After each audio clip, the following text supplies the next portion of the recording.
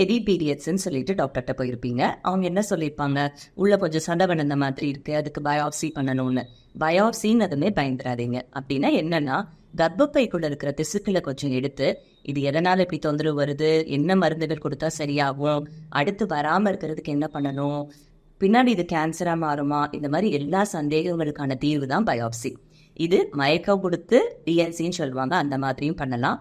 இல்லை ஓபியாவே பிப்பல் சாம்பிளிங், ஓபியாவே எடுத்துருவோம், கொஞ்ச நேரம் தான் ஆகும்னு சொல்லியிருப்பாங்க, அப்படியும் பண்ணலாம். ஸோ இப்போ பிப்பல்ஸ்னா என்னன்னு பார்ப்போம். அப்படின்னா ஓபியா பண்ணக்கூடியதுங்க.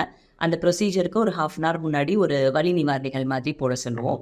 ஸோ இப்போ இதுதான் உங்களுடைய கர்ப்பப்பை அப்படின்னா, இதுக்குள்ள இருக்கிற தசைகளை தான் நம்ம எடுக்க போறோம். அப்ப சின்ன இந்த சிரிஞ்ச் மாதிரியான ஒரு விஷயம் கர்ப்பப்பைக்குள்ள போட்டு, அந்த நீடல் மாதிரி இருக்கு இல்லையா, அதை எடுக்கும் போதே அதுக்குள்ள இருக்கிற திசுக்கள் கலெக்ட் ஆயிரும். ஸோ இது ஓபியாவே பண்ணிடலாம். இது டெஸ்ட்டுக்கு அனுப்பிச்சு நம்ம என்னன்னு தெரிஞ்சுக்கலாம். ஸோ பயாப்சி அப்படின்னாலே பயணம்.